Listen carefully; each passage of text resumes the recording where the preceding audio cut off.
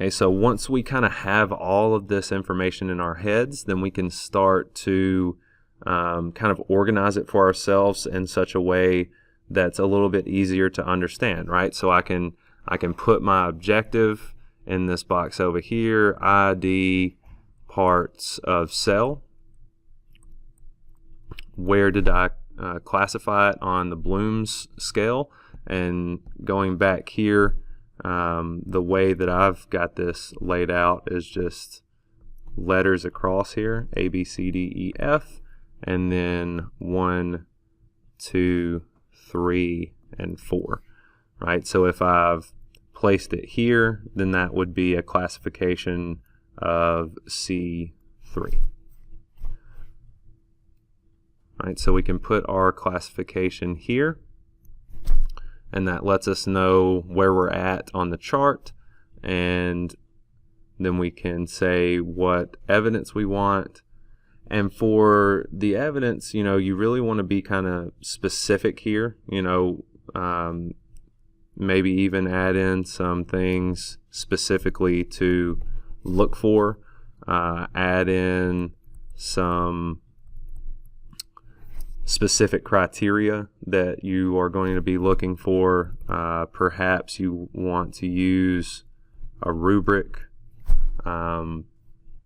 So be specific with your evidence. This is kind of the meat and potatoes of the whole process. What are they going to be able to do or say, or what task are they going to be able to complete that's going to show you that they have mastered the content, they have mastered the material, they have mastered the process that you're trying to teach them. So the evidence is really, really important, and it kind of dictates everything else, right? Because from the evidence, then that's going to determine what kind of assessment, and then the type of assessment is going to determine what type of instructional activities we're going to use. So the evidence is a very crucial part to this. So don't just kind of brush over the evidence part.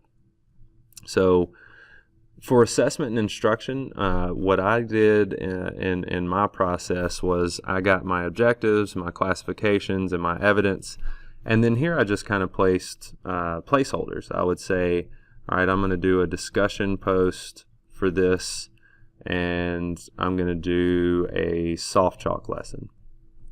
I didn't have the discussion prompt, and I didn't have the soft chalk lesson made, but I knew that that's what I was going to do, and I can go back later and come up with my prompt. Or I can say, you know, I want to use a multiple choice test, and I want to do a PowerPoint lecture, right? So then we can go back after the fact and actually create those things. But for planning purposes, you know, just kind of using placeholders is really not a bad idea.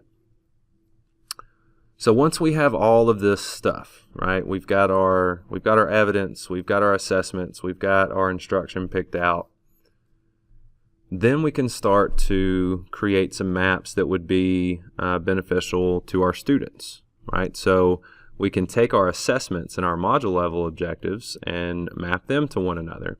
So my students can very easily see, okay, this objective is met by this assessment. This objective is met by this assessment. This objective is met by this assessment, and so on and so forth. And for you, you know, you get to visually very quickly look through and see, okay, each one of these module objectives only has one thing that's supporting it. So am I okay with that, or do I need to add some more assessments over here so that I have more support for each one of my objectives? Maybe I'm really, really concerned with this objective. So then maybe I want to go in, add another assessment to where I can have more things supporting that objective. Right, and it gives you a very visual representation of the alignment between your objectives and your assessment, and how much support that you have for each one of your module objectives. And then the last map that we're going to look at is taking our assessments and our instructional materials and mapping them to one another. And I really see this as being more beneficial to the students, because if I'm a student working on, say, a discussion post, excuse me, if I'm working on a discussion post and I'm having trouble coming up with things to talk about, and I'm just really kind of stuck and I've hit a wall and I've got writer's block, then I can come back to this map and I can say, okay, well, the soft chalk lesson and the YouTube clip are the instructional materials that align with this discussion post. So I should be able to go back and review the soft chalk lesson and the YouTube clip and get some ideas to help me with this discussion post. Or maybe I have, my mid-unit quiz.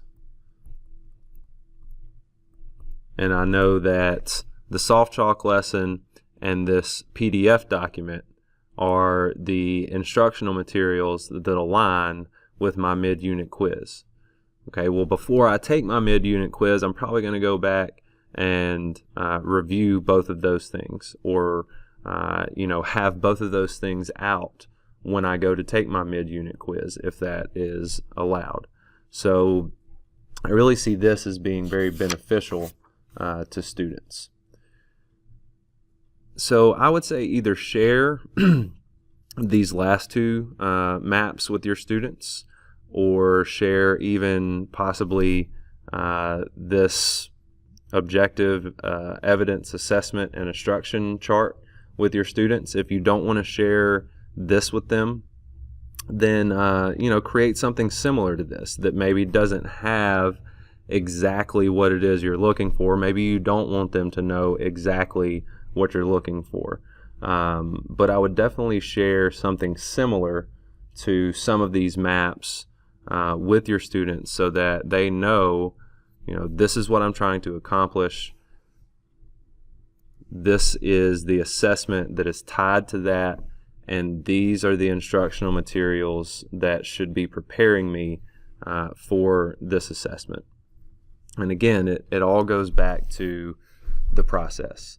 So don't worry so much about, I'm not good at doing this mapping stuff, or I don't really want to do the mapping and the charts and all of that. If that's not your forte, then that's fine. But I do believe that there is a lot of value for all of us in the process of, number one, defining our desired results. Number two, defining what evidence is going to show me that those desired results have been accomplished.